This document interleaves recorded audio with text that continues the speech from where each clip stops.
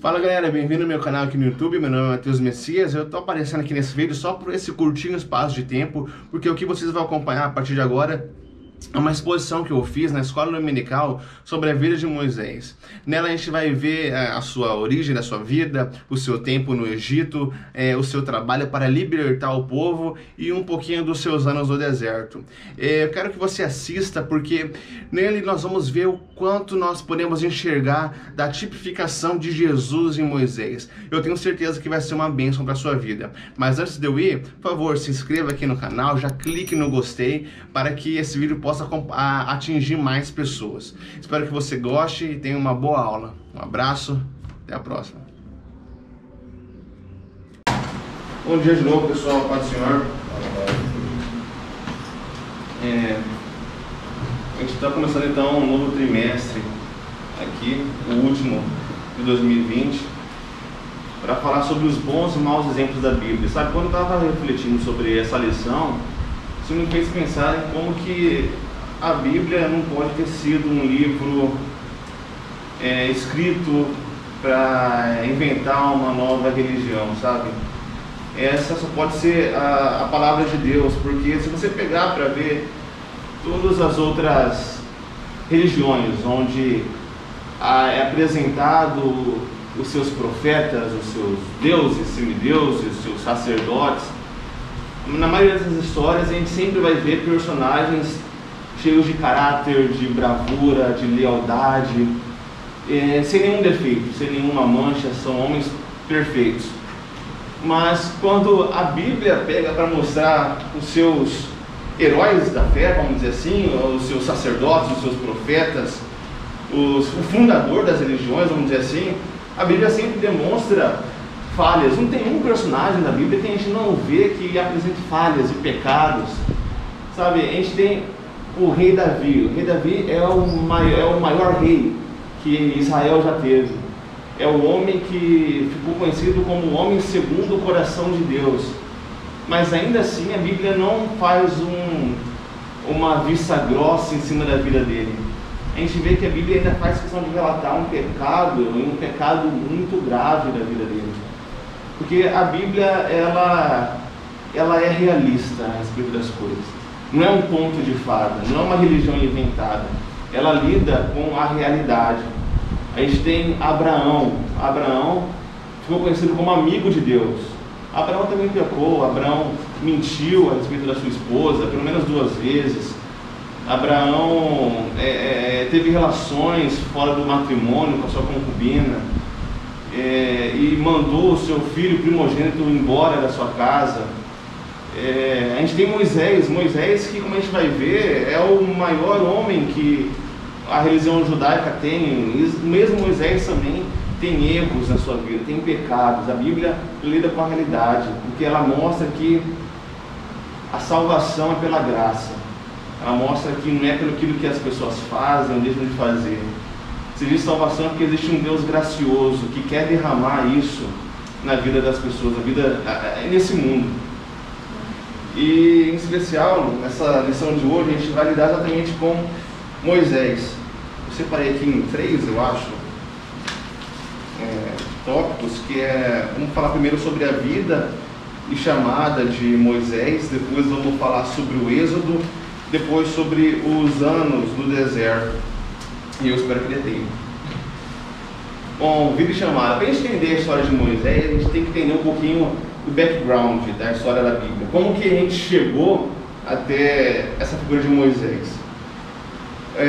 Para conhecer, então, a gente tem, voltando um pouquinho na história de Israel, a gente tem esse homem chamado Abraão, como já dito aqui, e Deus aparece a Abraão e fala: Abraão, de você eu vou fazer nascer uma grande nação. A gente costuma falar que Deus escolheu Israel. Deus nunca escolheu Israel, porque Israel nunca existiu. Deus fez Israel existir. Deus fala: Abraão, vou fazer uma grande nação com de você. Abraão fala: meu Deus, mas eu sou tão velho, eu não posso ter filhos, nem eu nem minha esposa. Mas mesmo assim Deus cumpre a sua promessa e faz de Abraão nascer Isaac e Esaú. E Deus escolhe o mais novo, Isaac, para poder carregar essa linhagem, essa descendência. Isaac tem Jacó, e Jacó tem 12 filhos. E dentro desses 12 filhos, existe ali então esse start de quem Israel vai ser. Esses 12 filhos vão se formar em 12 tribos que vão ser as 12 tribos de Israel. Então, num período de grande fome, a gente tem esse filho mais jovem, o 11º filho, chamado José, que acaba, pulando um pouquinho só, se tornando o grande governador do Egito, num período de muita fome. E nesse tempo, ele chama a sua família para morar junto com eles no Egito. E acontece que ali, esse pequeno povo, essa família, uma família grande, mas não um povo pequeno, vamos dizer assim, acaba se multiplicando e se estabelecendo ali naquela região, ali naquele país, naquela nação do Egito. E eles se multiplicam de tal maneira que o faraó do Egito fala: olha, a partir de agora vocês vão ser escravos. Porque o faraó temia uma rebelião daquele povo. Então eles começam a enfraquecer aquele povo, e não existe maneira melhor de fazer isso do que fazendo eles se tornarem escravos, porque é uma vantagem econômica também para o Egito. Então eles se tornam escravos ali naquela terra durante muitos anos, durante 400 anos, até que no final desse período, o novo faraó, temendo uma revolta israelita novamente, ele emite um decreto que fala: olha, a partir desse momento, a partir de hoje, eu quero que os nossos soldados vão e matem todas as crianças, todos os meninos, homens no caso, abaixo de 2 anos. E Moisés era nascido naquele tempo, e era um garoto com menos de 2 anos. Ele estava na mira do faraó, mas a sua mãe ela se afeiçoou tanto ao seu filho, achou ele um garoto tão formoso, que ela tenta salvar a vida de Moisés. Então ela faz um pequeno cesto, sabe? É interessante ver como que a Bíblia tem um padrão muito incrível, sabe? Moisés é apresentado como um novo portador de uma nova aliança de Deus com a humanidade. Por quê? Porque Deus até esse momento tinha feito 2 alianças com a humanidade. A primeira aliança que nós vemos é a aliança que Deus faz com Noé. Depois é a aliança que Deus faz com Abraão. E Moisés, o autor bíblico, querendo mostrar esse padrão, a mesma palavra que ele usa para descrever a arca de Noé é a palavra usada para descrever esse cesto onde Moisés está. Lembrando também desse modo a história de Noé. Então a mãe de Moisés coloca ele naquele cesto, coloca sobre as águas e pede para que a irmã mais velha de Moisés vá acompanhando o cesto para ver onde que chega. E acontece que aquele cesto acaba chegando perto de onde uma das filhas de Faraó estava se banhando. Então ela fica curiosa para saber o que está naquele cesto e abre e se depara com Moisés. Moisés ainda não tem um nome, até onde a gente saiba, mas naquele momento a filha de Faraó nomeia esse garoto de Moisés, que significa tirado da água. E ela se afeiçoa tanto àquele garoto também, por ver que é um garoto formoso, que fala que vai criar ele como se fosse o próprio filho. E Miriam estava ali ainda, a irmã mais velha de Moisés estava ali ainda, observando o garoto. Então ela fala para a filha de Faraó: olha, eu conheço uma mulher que ela pode ajudar você na amamentação. Eu esqueci o nome agora do nome que dão para essas mulheres.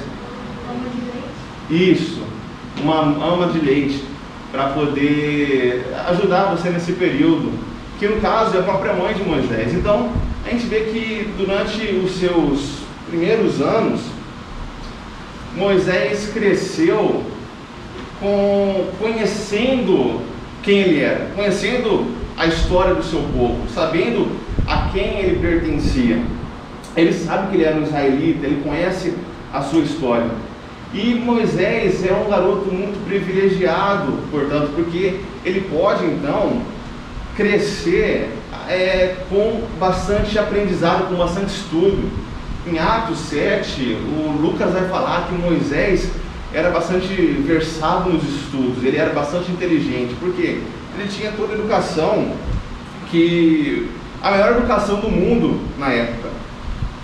E durante esse período da sua vida, e a partir de certo período, ele ficou somente vivendo com a sua mãe.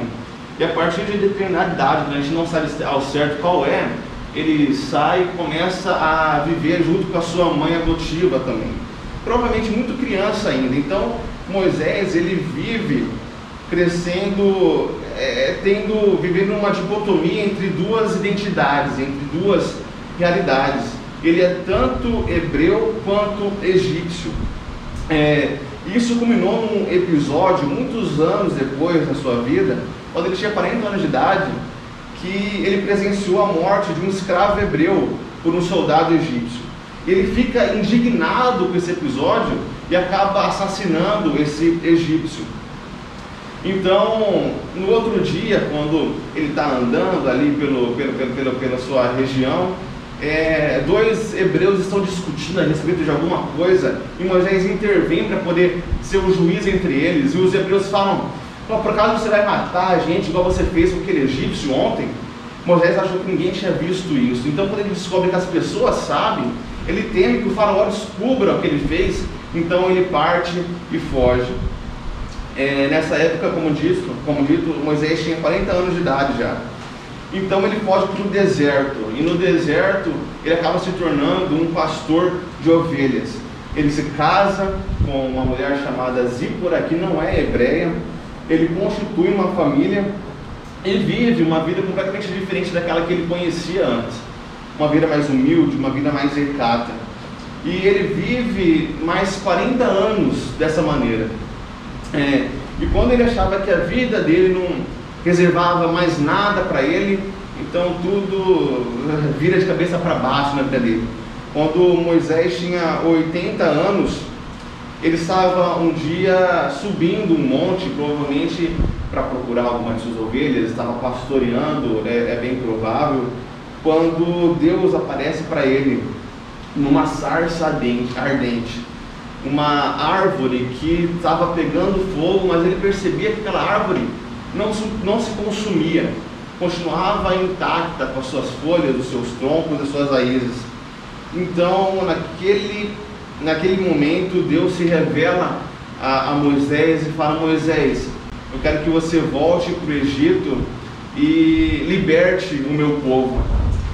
Nesse Moisés, a partir desse momento na história, a história de Moisés começa a se confundir com a história da revelação de Deus na Bíblia. Começa a se misturar, começa a ser basicamente uma coisa só. Por que eu digo isso? Porque finge que você nunca leu a Bíblia na sua vida. Então você começa a partir do Gênesis.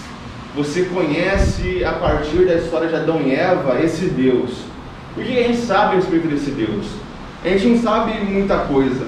A gente descobre que ele é um Deus que é o Criador de todas as coisas. Até esse momento é tudo que a gente sabe a respeito dele. Ele é um Deus que criou todas as coisas e é um Deus criador, somente isso até então. Depois Deus se revela de maneira mais abrangente, mais profunda na Bíblia para Noé. A gente tem algumas histórias como Enoque, mas a gente não consegue entender muita coisa a respeito de Deus ainda. Somente quando Deus se revela a Noé, que a gente tem um pouquinho mais de noção de quem é esse Deus. A gente descobre então que ele é um Deus o quê? É um Deus que ele está irado com a humanidade, que ele odeia o pecado, é o que a gente sabe a respeito dele. A gente sabe que ele é um Deus de aliança, porque depois do dilúvio ele forma uma aliança com Noé, mas ainda assim a gente não tem muita coisa, a gente não conhece muito bem esse Deus. O próximo grande personagem da Bíblia é Abraão.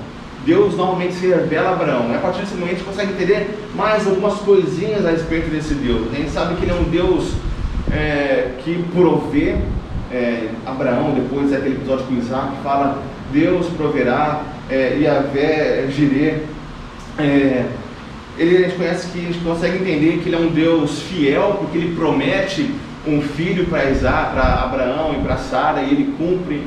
A gente entende novamente um pouquinho mais aprofundado que ele é um Deus de aliança, porque ele renova uma nova aliança com Abraão, mas ainda assim não é muita coisa.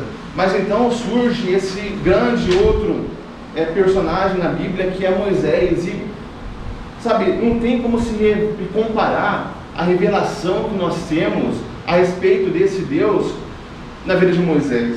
Com Moisés nós conhecemos uma coisa que ninguém sabia até então, que é o nome desse Deus. Deus revela o seu nome a Moisés. Eu sou o que sou. Eu sou aquilo que fui, eu sou aquilo que eu sou hoje, eu sou aquilo que eu serei. É um Deus imutável. Nós temos a definição desse próprio Deus a respeito de quem Ele é. Deus pergunta para Abraão, Moisés pergunta para Deus: Deus, quem o Senhor é, como o Senhor se define? E Deus se revela lá em Êxodo, capítulo 34, versículo 7. Deus diz assim, versículo 6, melhor dizendo: eu sou Jeová, o Senhor, o Deus misericordioso e piedoso, tardio em irar, e grande em beneficência e verdade, que guarda a beneficência em milhares, e que perdoa a iniquidade, a transgressão e o pecado, que ao culpado não tem por inocente, que visita a iniquidade dos pais sobre os filhos e sobre os filhos dos filhos, até a terceira e quarta geração. A gente tem o próprio Deus mostrando: olha só, isso aqui me define, isso é quem eu sou. A gente não tinha nada, não conhecia nada a respeito disso até então, lendo a Bíblia, na narrativa da Bíblia. Com Moisés a gente vê Deus agir diretamente na história, com as pragas, com o mar se abrindo, com as duas colunas do deserto, com o maná que cai no céu, e por fim, com uma das coisas mais importantes até então, a sua lei. Na sua lei Ele mostra aquilo que Ele requer para a humanidade. Ele é a revelação da sua vontade para nós. Então você percebe como que Moisés é importante, não somente para a religião judaica, que tem como ele o maior profeta, o maior homem da religião judaica é Moisés, como também para nós entendermos quem esse Deus é, para a revelação desse Deus na história. Na vida de Moisés que, na história de Moisés que as palavras redenção e salvação aparecem pela primeira vez na Bíblia. É na vida de Moisés que o primeiro hino é entoado a Deus na Bíblia. E nesse hino nós vemos Deus ser descrito pela primeira vez como um rei. A gente, olha só o tamanha revelação que nós temos a respeito de Deus pela vida de Moisés. Até esse momento na história ninguém conseguiu, outro ponto, até esse momento na história ninguém conseguiu preservar o ensino de quem Deus é às gerações posteriores. O que eu quero dizer com isso? A gente tem a história de Adão e Eva. Em Adão e Eva a gente vê que pouco tempo depois os seus filhos se perdem, e a gente tem a próxima narrativa, é a construção da Torre de Babel, onde todo mundo, ninguém mais liga para quem esse Deus é, ninguém conhece mais Deus nesse momento da história, pelo menos é o que a Bíblia mostra. Depois a gente tem que fazer o quê? O que acontece? A gente tem que ver Deus se revelar novamente para outra pessoa, que é para Noé, para que a gente possa entender mais, para que a gente possa ter uma narrativa bíblica. Mas Deus mata todo mundo com dilúvio, coisa e tal. E logo depois, as gerações posteriores de Moisés também acabam se esquecendo de quem esse Deus é. A gente não sabe mais de ninguém que conhece a Deus, até que Abraão é apresentado e Deus se revela a Abraão também. É sempre Deus se revelando para uma pessoa. Deus se revela para Abraão, e em Abraão a gente tem alguma sequência assim, de gerações que conhecem a Deus, mas só porque Deus continua se revelando para Isaac e para Jacó também. E quando acaba esse período, todo mundo esquece de quem Deus é novamente. Mas a partir de Moisés a coisa muda. Quando Moisés chega, Deus se revela a Moisés, Deus agora revela a sua vontade, revela o seu nome, revela quem Ele é, dá a sua lei, que é a coisa talvez de mais extrema importância, e a partir desse momento, nunca existe um período na narrativa bíblica onde não existe um remanescente em Israel. Agora todo mundo consegue, a partir desse momento, Israel serve exatamente para isso, para revelar esse Deus para as outras nações. Então a história segue. Moisés é considerado então o maior profeta do judaísmo. Ele foi chamado por Deus para realizar o maior evento, o mais lembrado, o mais importante da história judaica, que é o Êxodo. Mas mais importante de tudo, Moisés é uma tipificação de Jesus.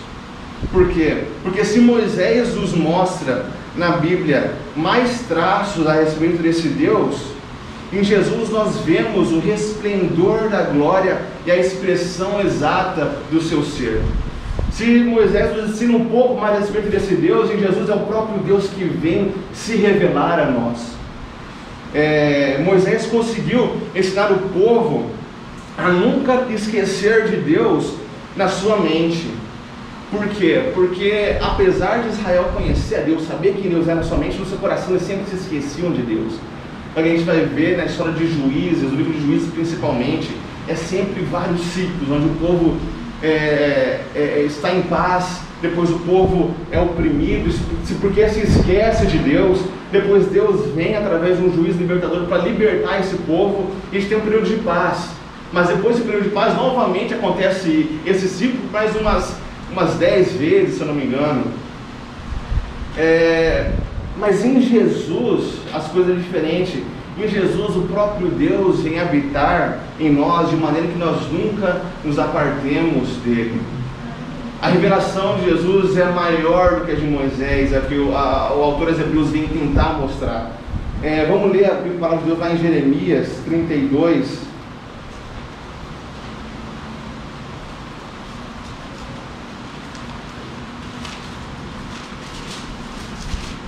Jeremias 32, 40, diz assim: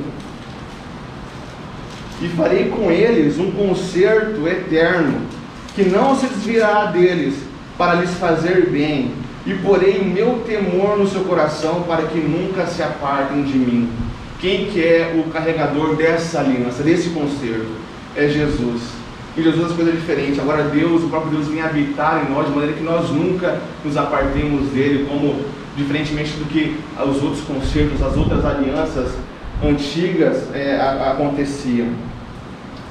Pois bem, Deus chama Moisés e fala: Moisés, eu quero que você vá lá, que você liberte o meu povo que está oprimido.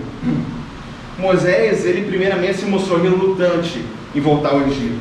Ele deu desculpas, dizendo que ninguém ia acreditar nele. Depois ele falou que ele não sabia falar, mas Deus deu garantias para Moisés de que ele estaria com ele, e que o seu irmão Arão serviria para ele de porta-voz. Deus também deu certos poderes para Moisés, para que Moisés pudesse provar diante do povo que Deus realmente estava com ele. Alguns truques de mágica, vamos dizer assim.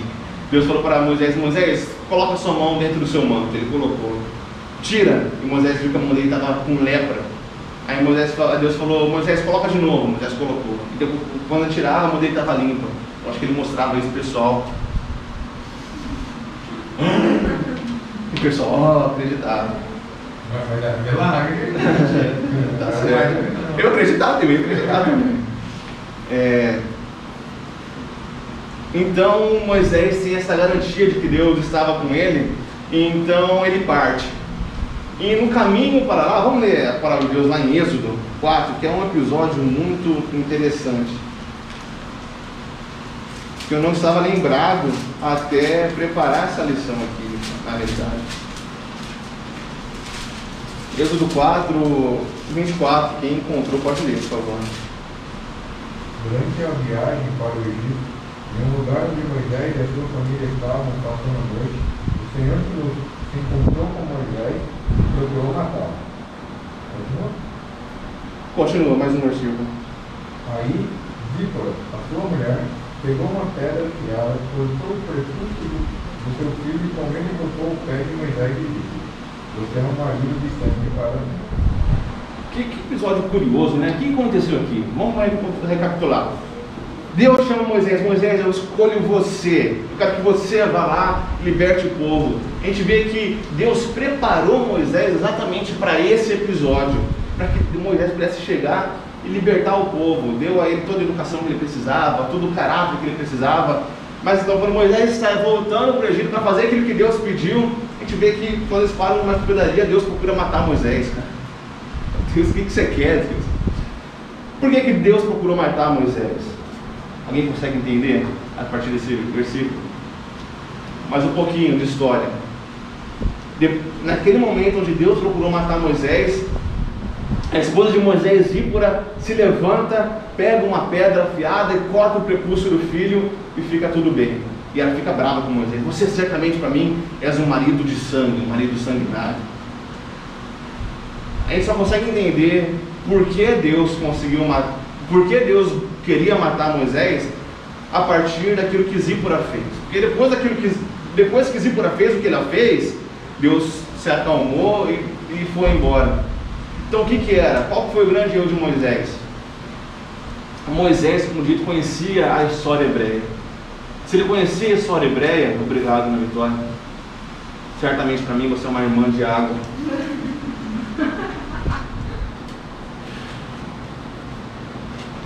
Se Moisés conhecia a história hebreia, ele sabia que quando Deus se revelou para Abraão, Deus falou o seguinte: olha, todos os filhos a partir de você, a partir desse momento, vão ter que ter os seus prepúcios cortados, serão circuncidados. Mas Moisés, que provavelmente era circuncidado, ele falou o seguinte, ele se casou com Zípora, que até onde nós sabemos ela não é uma mulher hebreia, ela não é uma mulher que faz parte da aliança, que faz parte do concerto com Deus, que conhece a Deus, que teme a Deus. E provavelmente Moisés gostaria de cortar o prepúcio do filho, mas Zípora falou que não quis fazer isso. Então, por causa dessa desobediência de Moisés, Deus procurou matá-lo. Mas então, quando Zípora viu o que estava acontecendo, ela cortou o prepúcio, porque ela sabia que ela estava errada. Ela sabia que ela deveria ter feito isso. Por isso que ela sabia que ela tinha que cortar o prepúcio. Então, quando ela cortou o prepúcio, tudo ficou bem. O que a gente consegue aprender nessa história? Verdade conhecida, verdade obedecida. Mais alguma outra coisa? A lição dessa história é: cuidado com a esposa que você tomou para você, porque Deus pode procurar te matar por causa disso. É uma brincadeira. Pois bem, eles voltam ao Egito, eles se revelam, Moisés e Arão chegam para o povo e falam: olha, a gente veio aqui para libertar vocês. Então eles mostram os milagres, a mágicazinha da mão, eles acreditam, eles louvam a Deus por causa disso.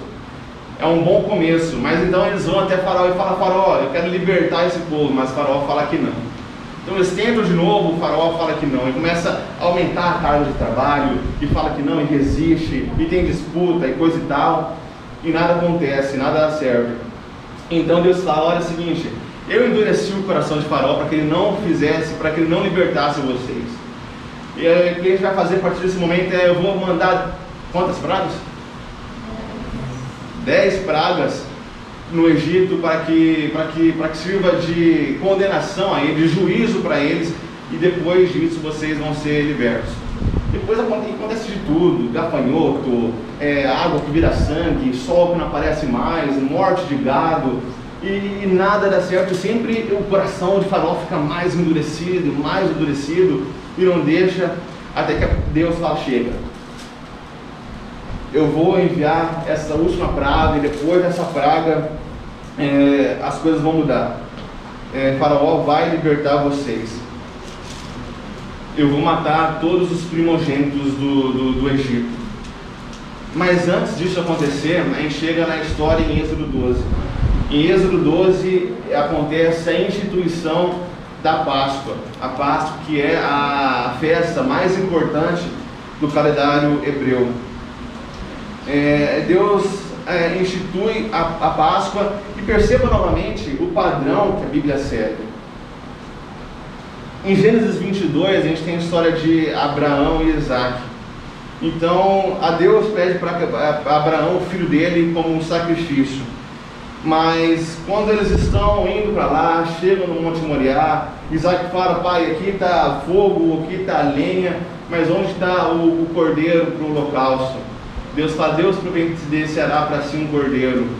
Mas Deus fala: Abraão, eu vi que você foi fiel, e Deus providencia um cordeiro para morrer no lugar do filho. E aqui novamente Deus pede um sacrifício de filhos novamente. Mas pela sua graça novamente Ele providencia um cordeiro para morrer no lugar dos filhos. E perceba que Deus fala o seguinte: olha, eu quero que vocês, Israel, vocês vão fazer o seguinte: vocês vão pegar esse cordeiro, com um máximo de 2 anos, 1 ano, não me lembro, tem que ser perfeito, todo branquinho. Vocês vão imolar ele, vocês vão passar o sangue em cima dos umbrais das portas. Então vai passar o anjo da morte, e o anjo da morte, perceba que o anjo da morte não respeita quem é israelita e quem não é israelita. O anjo da morte não respeita quem é judeu e quem é egípcio. Ele não respeita quem conhece a Deus e quem não conhece a Deus. Ele não respeita quem vai na igreja ou quem não vai na igreja. Ele não respeita quem tem a lei e quem não tem a lei. Ele não respeita quem é moral e quem é imoral, quem é bonzinho e quem é malvado. Não. O anjo da morte só olha para o umbral da porta. O anjo da morte só olha para o sangue. Sabe, a ética dos israelitas não pode salvar ele. A moral dos israelitas não podem salvar eles. Porque em uma análise profunda, não existe diferença entre israelita e não israelita. Todos são pecadores. Não existe diferença entre aqueles que vão na igreja, aqueles que dizem que vão na igreja e que não vão na igreja. Não existe diferença entre as pessoas que são estritamente religiosas e aquelas que não são. A única diferença é o sangue do Cordeiro. A única diferença é o Cordeiro que é imolado. Então, ao final daquela noite, em cada casa, ou havia um cordeiro morto, ou havia um filho morto. Em outras palavras, o cordeiro recebeu aquilo que o filho merecia, a morte, por causa dos pecados. Em cada casa hebreia, os filhos mais velhos, eles olhavam para aquele cordeiro morto em cima da mesa, e eles pensavam o seguinte: o único motivo para eu não estar morto é porque esse animal morreu no meu lugar. O cordeiro pagou a morte do filho em ambos os cenários, em Gênesis 22 e em Êxodo 12. E o ponto alto da história do Antigo Testamento é o que então? É a morte sanguinária de um inocente para que os culpados vivam. Porque o evento mais importante da história judaica é o Êxodo, é a Páscoa. O ponto mais alto da história do Antigo Testamento é a morte de um cordeiro inocente, sangrenta, para que o culpado possa viver. Então, a partir desse momento, a Páscoa é instituída. E durante toda a história da Bíblia, nós vemos que a Páscoa é celebrada e comemorada e relembrada por milhares de anos. Então, dessa maneira, milhares de anos depois, nós estamos numa nova Páscoa, numa nova ceia de Páscoa, numa nova celebração de Páscoa, que também vai ser a última delas, a última ceia. Então, naquele momento ali, está Jesus reunido com os seus discípulos, e é esperado que o mestre da cerimônia, o patriarca, ele se levante, ele comece a explicar o que aconteceu, comece a relembrar a história e mostrar quais são os símbolos que compõem aquela ceia, que compõem a Páscoa. Ele deveria se levantar e mostrar o pão e dizer o seguinte: olha, nós estamos comendo esse pão é o pão da aflição, porque os nossos pais eram escravos e hoje nós somos livres. Mas é isso que Jesus fala? Não. Jesus levanta o pão e ele fala assim: o quê? Esse pão é o meu corpo. Esse aqui é o pão da minha aflição. É o pão que vocês vão tomar para que vocês possam sair da escravidão, da verdadeira escravidão, que é a do pecado, para a verdadeira liberdade. Na ceia costumava haver pão, vinho e um cordeiro. Então, na última ceia, nós vemos daquele ambiente que existe o pão, existe o vinho, mas onde está o cordeiro? A gente não tem cordeiro, a gente não tem menção de cordeiro nenhum ali naquela sala, naquele quarto. Porque naquela ceia Jesus estava dizendo o seguinte: olha, aqui vocês têm um pão, aqui vocês têm um vinho, e aqui eu sou o cordeiro. O cordeiro para o qual todos os cordeiros do Antigo Testamento estavam apontando. Jesus estava dizendo o seguinte: ó, sabe por que o primogênito de Abraão foi poupado? Você quer saber por que o primogênito dos nossos pais foram poupados no Egito? A resposta a gente tem lá em João 3,16: porque Deus amou o mundo de tal maneira para... Como que é mesmo? Alguém fala para mim?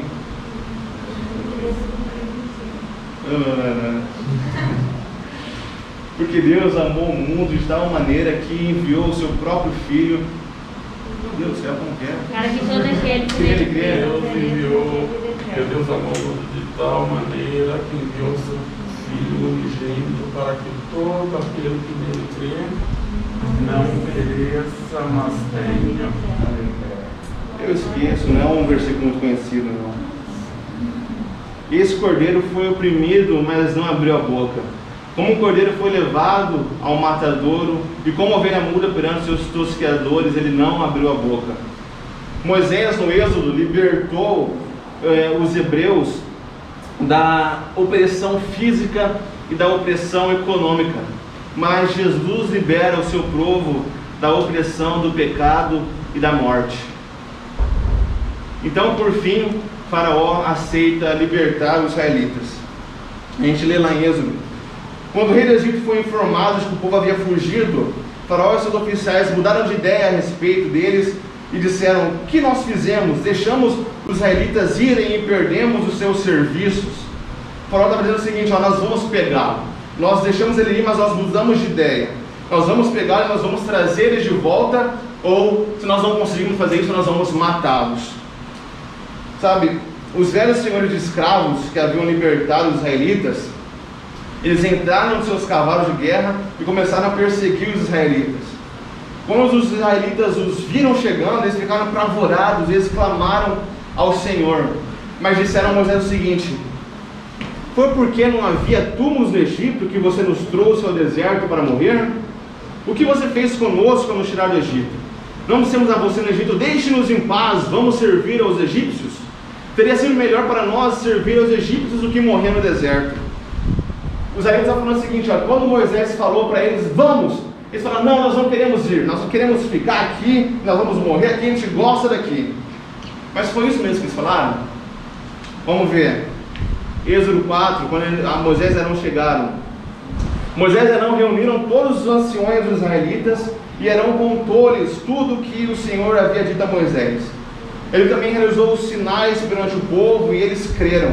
E quando eles ouviram que o Senhor estava preocupado com eles e tinha visto sua miséria, eles se prostraram e adoraram.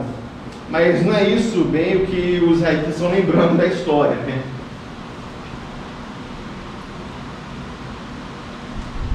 E também não vai ser a última vez que os israelitas vão fazer isso com Moisés e Arão. Na palavra, não existe palavra mais básica na Bíblia do que redenção. A palavra grega para redenção significa perder. Redenção significa ser liberto da escravidão. O âmago do nosso entendimento do que significa a salvação é a libertação da escravidão. Os israelitas são, portanto, se Moisés é uma figura de Jesus, uma tipificação de Jesus, os israelitas são uma tipificação, são uma imagem de nossa.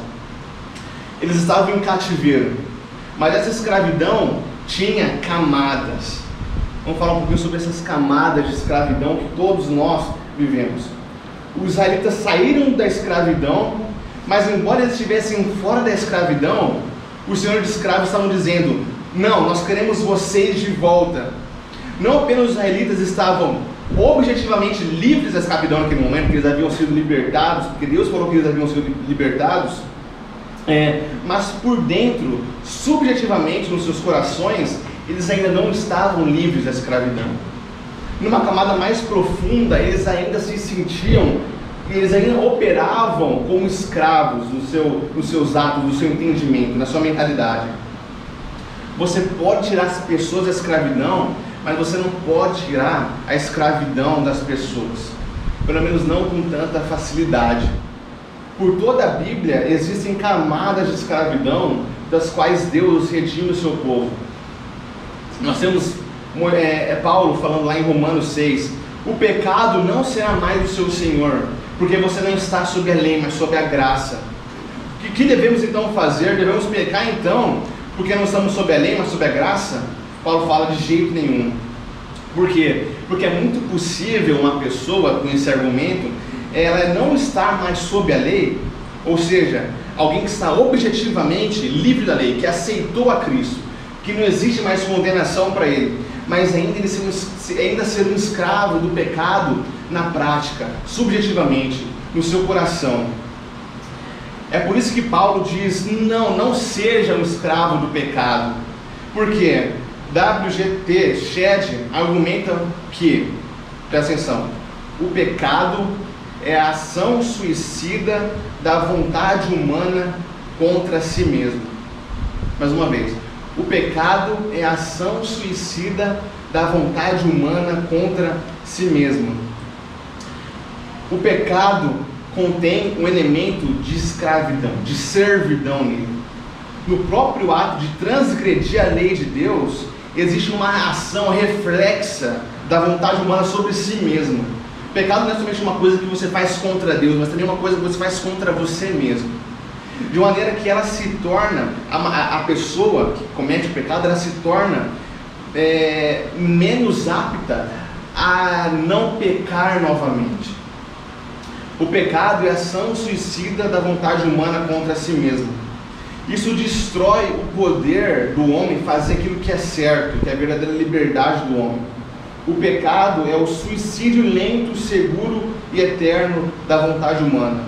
Em outras palavras, simplificando um pouco mais, quando você comete um pecado, fica muito mais fácil você cometer ele novamente e muito mais difícil de você resistir a ele. Então, cada vez que você peca, você está destruindo a sua capacidade de resistir a esse pecado. Quando você mente, quando você era criança, quando você mentia, você ficava com o coração palpitando, alguém vai me descobrir, em qualquer momento eu vou ser pego porque eu menti. Mas você vai mentindo cada vez mais, você descobre que não é bem assim, vai ficando cada vez mais fácil mentir. E hoje vocês são todos esses mentirosos que vocês são, eu sou esse mentiroso que eu sou. Vai ficando cada vez mais difícil pecar. Quando você pecados sexuais, cada vez que você comete, vai ficando cada vez mais fácil você fazer de novo, e de novo, e de novo, e mais difícil resistir a isso. Por quê? Porque o pecado é a ação suicida da vontade humana contra si mesmo.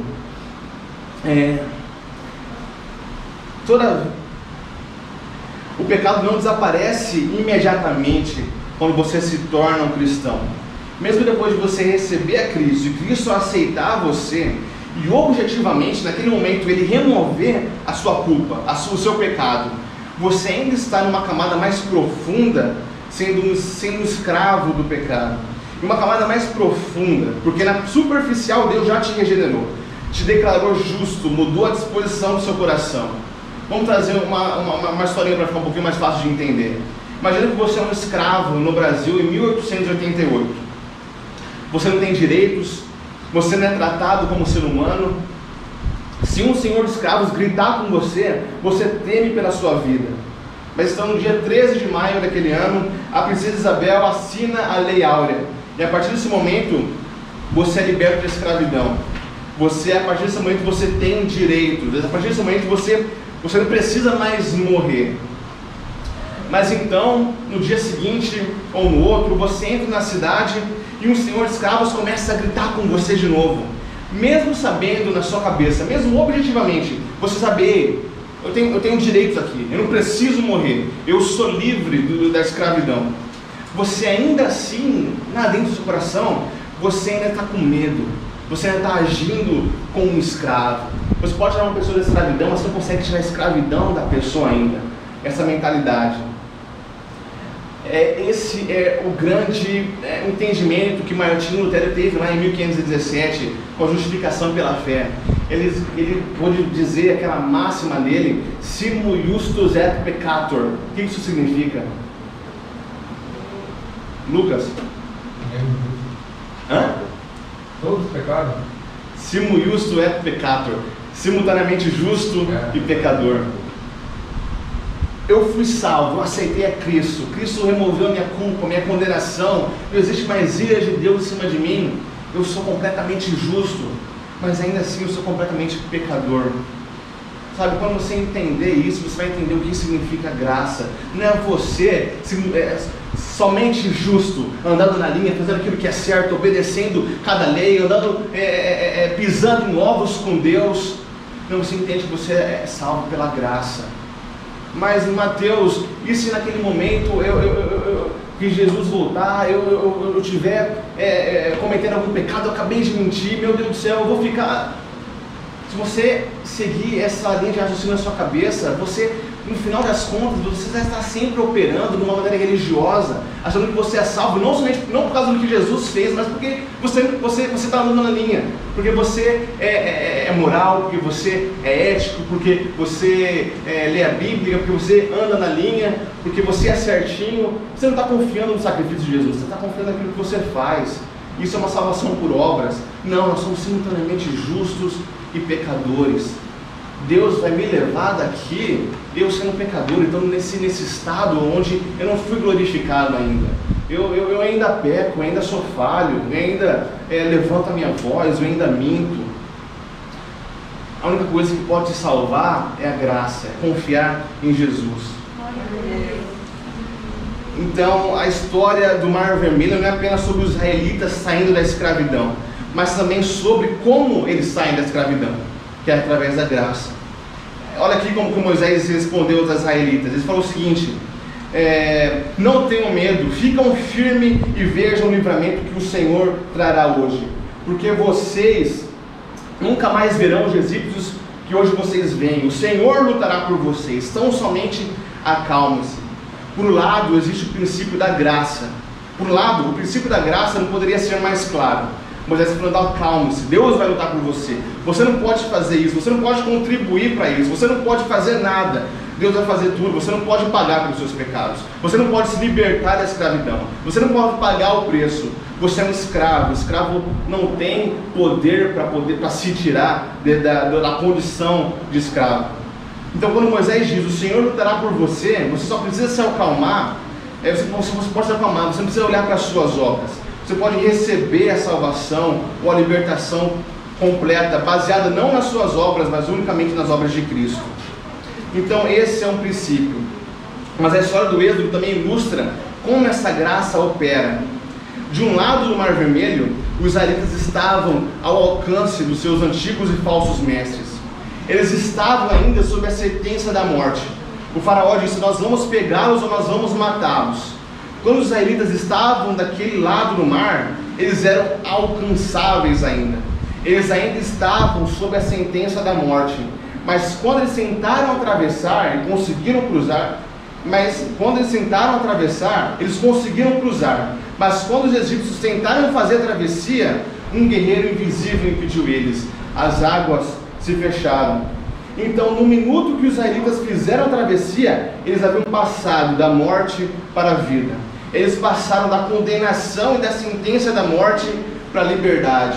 Essa é uma das razões pelas quais a nossa religião é absoluta e totalmente diferente de todas as outras religiões.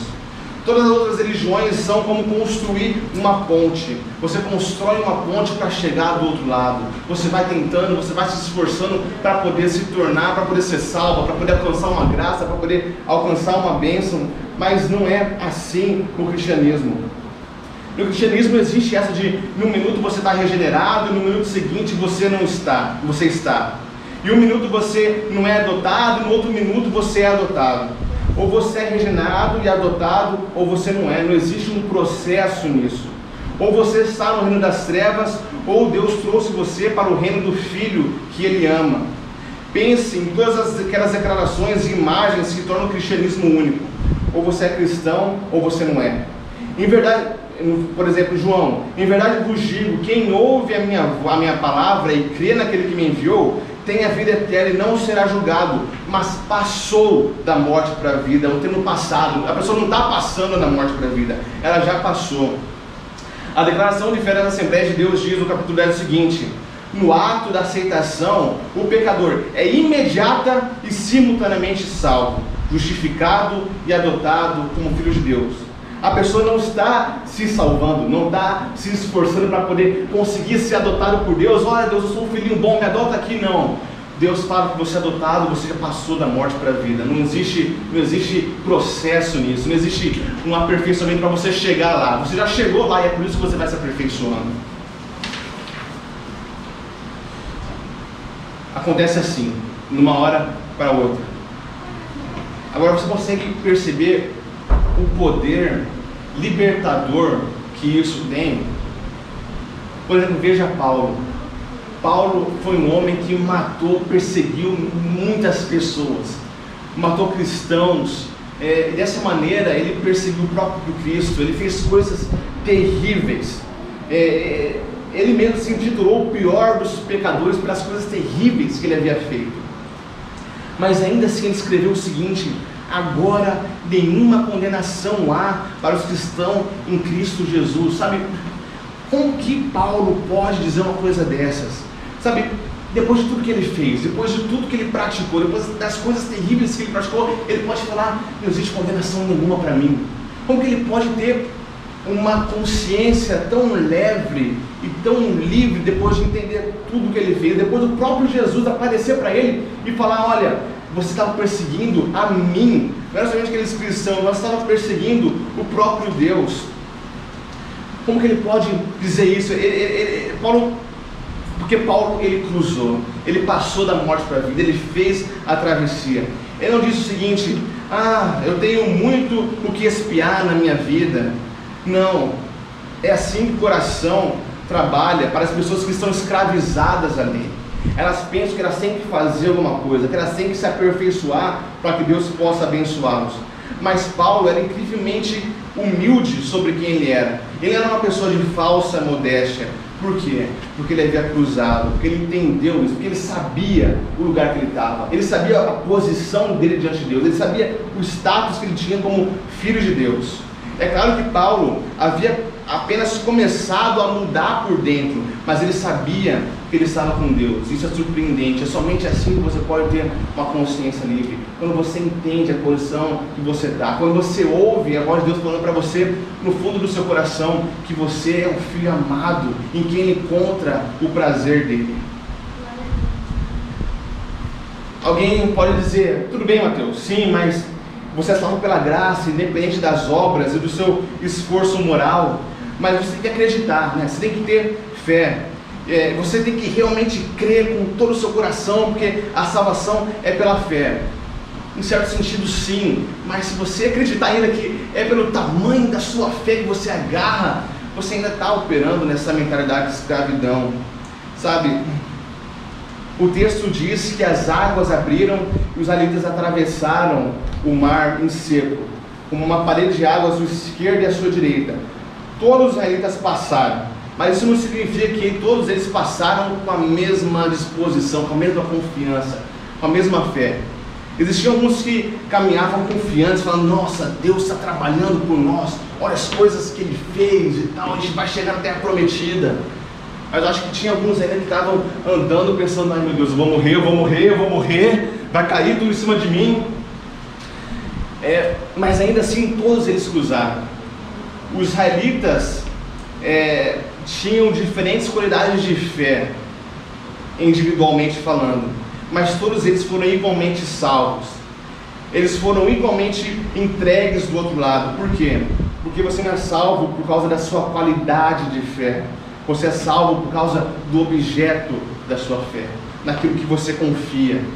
Por exemplo, imagina que você está num penhasco muito grande, na beira do penhasco, você acaba deslizando e existe uma raiz que você pode segurar e agarrar para você não morrer. Você não tem tanta certeza se ele vai salvar você ou não, mas não é o tamanho da sua fé, aquilo que você acredita que a raiz pode fazer, que vai salvar você. Não, é o objeto da sua fé, aquilo que você se agarra e confia. O texto diz que é tudo pela graça, a travessia é pela graça. Um outro exemplo, você se lembra do caso do garoto que estava com um demônio e que o demônio não deixava ele falar, lá em Marcos 9? O pai do garoto pede para Jesus curar ele. Jesus diz o seguinte: tudo é possível ao que crê. Mas o pai do garoto admite que a fé dele era fraca. Ele fala: Senhor, me ajuda a crer. Eu não tenho tanta fé assim, minha fé não é tão boa. Preciso que o Senhor me ajuda a crer. E veja como que Jesus é paciente, veja como Jesus é amoroso, veja como que Jesus é gracioso. Mesmo ele falando que ele tem pouca fé, que não acredita tanto assim, não é a qualidade da fé dele que salva ele, mas é porque ele foi procurar quem? Ele foi procurar Jesus. Não é o tamanho da sua fé que salva você, mas é o objeto da sua fé que pode te salvar.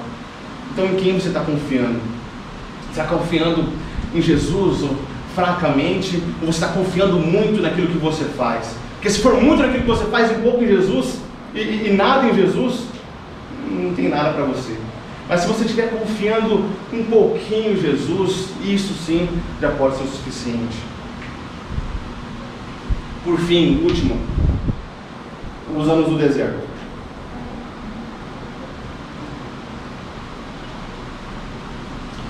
Pensa nisso. Você é um israelita no caminho para Canaã. Depois de passar pelo Mar Vermelho, se você pergunta para o israelita quem que você é, ele pode responder o seguinte: olha, eu estava numa terra estrangeira, debaixo de uma sentença de morte e escravidão, mas apareceu esse homem e eu confiei no sangue do Cordeiro. E o nosso mediador nos conduziu para fora, nós cruzamos da morte para a vida. Agora nós estamos a caminho da terra prometida. A gente ainda não está lá, mas Ele nos deu a sua lei para que a gente possa se comportar como uma comunidade aqui. Ele está presente entre nós e Ele prometeu que Ele vai ficar conosco até a gente chegar na nossa casa. Sabe, não é exatamente isso que os cristãos podem falar também? Exatamente as mesmas palavras. Os anos no deserto, eles são longos. A gente pode ficar até amanhã falando sobre isso, mas o tempo está acabando. Então eu quero só mostrar um episódio, que é a entrega da lei no Monte Sinai. Ou melhor, vamos abrir a Bíblia lá em Lucas, capítulo 9. Vou correr um pouquinho mais. Versículos 28 a 36. E aconteceu que quase 8 dias depois dessas palavras, tomou consigo Jesus a Pedro, a João e a Tiago, e subiram no monte para orar.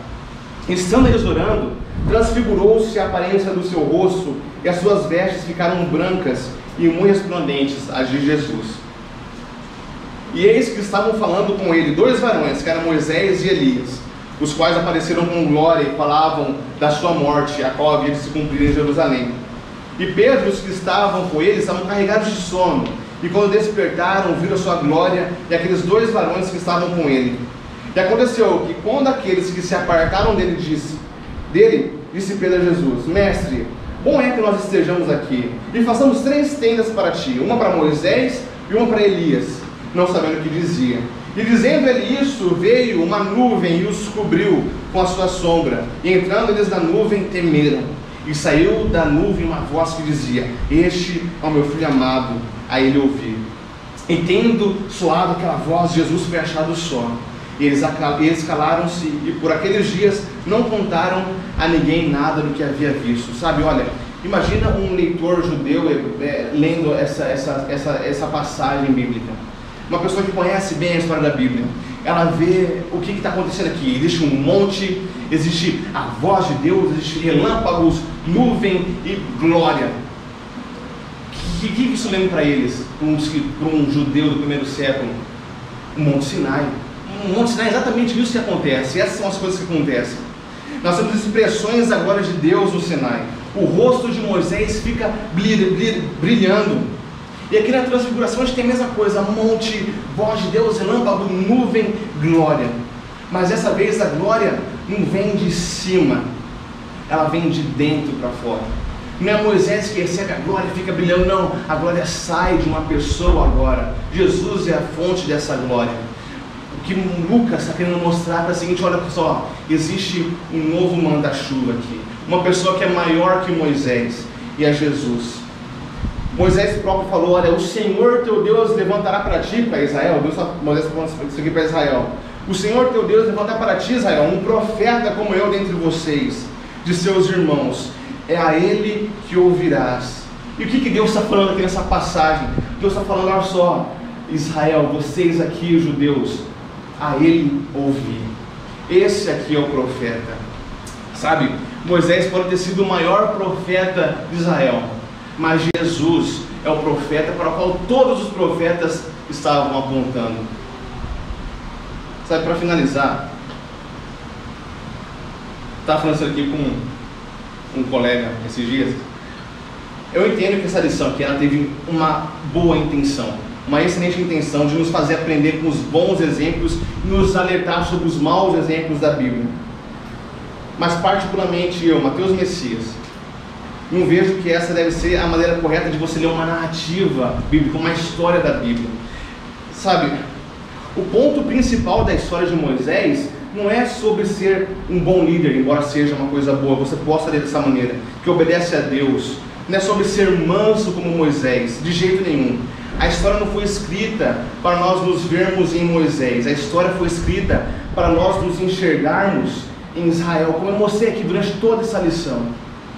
A história é sobre como nós precisamos de um líder espiritual que seja obediente a Deus, porque nós somos como ovelhas desgarradas, como Israel, nós nos revoltamos contra Deus, nós somos um povo de dura cerviz, nós não somos mansos, nós duvidamos, nós precisamos, como Israel, de um mediador para nós. E a história deve nos lembrar, nos levar a perceber que nós temos um líder que é maior que Moisés, que foi obediente igual Moisés, mas foi obediente até a morte, e morte de cruz. Um que verdadeiramente foi manso e humilde de coração. A mansidão de Moisés só apontava para a mansidão e humildade de Jesus. O cargo de profeta e de líder espiritual de Moisés só apontava para o cargo de profeta e de líder espiritual de Jesus. Sabe, 9 em cada 10 vezes que a gente for ler essas passagens da Bíblia, ou melhor, a gente for ouvir pregações a respeito dessas passagens na Bíblia, vai ser sempre dessa maneira, sobre como nós devemos ser como Moisés, Davi, Abraão e tudo mais, Moisés. Se quer outro exemplo, vamos lá, vamos para a história de Davi e Golias. Como que as pessoas, normalmente a gente ouve a história de Davi e Golias?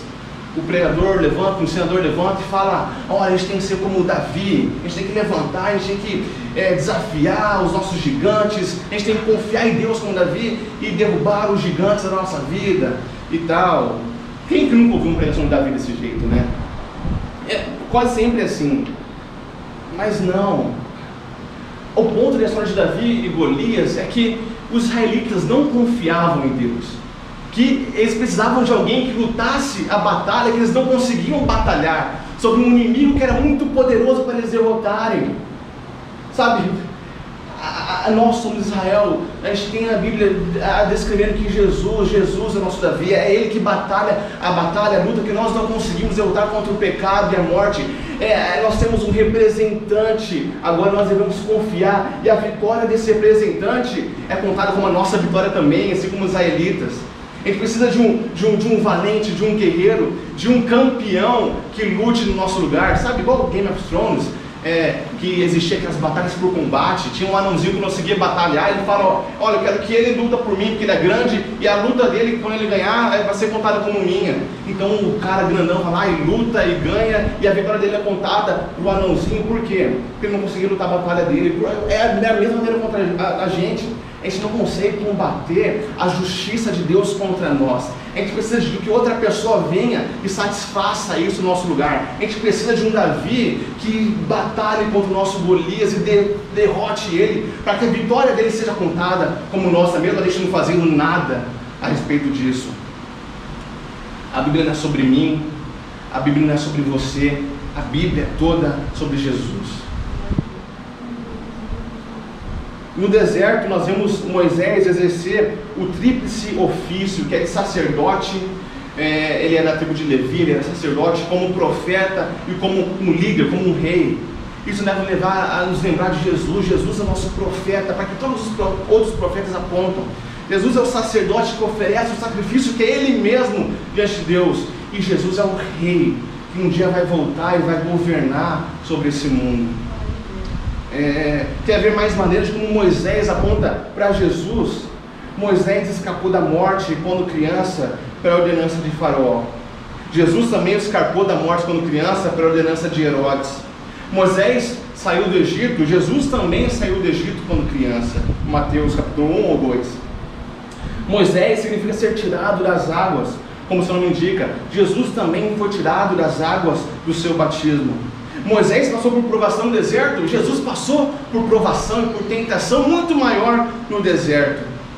Moisés deu ensinos de como viver como um povo em cima de uma montanha, para um povo, Jesus também nos deu o seu ensino de como viver como um povo em cima de uma montanha, lá no Sermão do Monte. Sabe, se a gente tentar, toda vez que ler a Bíblia, tentar nos espelhar nesses personagens bíblicos e tal, nós corremos um risco de sermos destruídos, porque é muito difícil fazer isso, é muito difícil ser manso e humilde de coração, é muito difícil ser um bom líder que confia a Deus. Nós não conseguimos lutar nossas batalhas, mas se nós confiarmos em Jesus, se nós lemos essas passagens bíblicas sempre nos lembrando qual foi o propósito dele, sobre quem a Bíblia é, nós confiarmos nele, nossa, aí sim nós podemos, assim como Paulo, ganhar uma ousadia de tal forma que nós conseguiremos então fazer aquilo que ele requer de nós. Quando você tem a plena noção de que você não está mais andando uma corda bamba com Deus, uma hora eu estou regenerado, eu sou adotado, outra hora eu não sou, isso te dá uma ousadia de poder agora, poxa, se eu tenho esse cargo que não pode ser tirado de mim, agora sim eu consigo ser radical no meu discipulado, eu consigo agora entregar tudo. Ele me ama desse jeito, ele fala que ele nunca vai me abandonar, poxa, então o que eu posso fazer por ele? É só quando nós entendermos a nossa posição diante de Deus, de justificados, de filhos de Deus adotados, sabe? Assim como uma mãe não abandona seu filho, eu jamais vou abandonar você. Sabe, assim como uma mãe coloca as suas asas para proteger os seus filhos, eu protejo vocês também. Tem essa... eu vou terminar com essa história. Eu não me lembro agora, mas em um parque ambiental, Yellowstone, que é o nome, houve um grande incêndio. Essa daí é uma reportagem da National Geographic. E ela mostra que depois do incêndio, os guardas florestais estavam andando para poder ver qual que era o tamanho dos danos do incêndio. E eles encontram essa pequena pedra toda petrificada. Pedra petrificada, essa é ótima. E um deles pega um graveto e cutuca. Na verdade, que lá era uma mamãe pássaro que estava petrificada por causa do fogo. Então, quando aquele guarda florestal pega aquele pau e move, ele vê que existem filhotinhos ali embaixo. Sabe, quando a mamãe pássaro viu que o fogo estava chegando, o incêndio estava chegando, o instinto dela de mãe levou ela a abraçar, levantar as asinhas e proteger os filhos dela, para que todo aquele fogo, toda aquela fúria caísse nela, para que protegesse os seus filhos. Sabe, não é isso que Jesus vai falar lá? Ó Israel, Israel, quantas vezes eu quis ajuntar vocês debaixo das minhas asas, como uma galinha ajunta os seus filhotes, e vocês não quiseram. Bom, olha, se você quer, se você tem esse desejo, é isso que Jesus fez por você. Toda a condenação, todo o fogo, toda a ira caiu sobre ele, a mamãe pássaro, para que os seus filhotes, eu, você, todos aqueles que se confiam nela, na galinha, na mãe Jesus, possam também escapar, passar da morte para a vida, da escravidão para a liberdade. Sabe, essa é a história de Moisés, essa é a história do Êxodo. Que vocês possam sempre se lembrar disso quando ouvir alguma pregação a respeito de Moisés, algum ensino a respeito de Moisés, ou sobre qualquer outro personagem da Bíblia. Sabe, lembra sobre quem que a Bíblia é. Esse texto está querendo mostrar o quê? Nós precisamos de um mediador, nós precisamos de um Salvador, que é Jesus. Pastor Jair.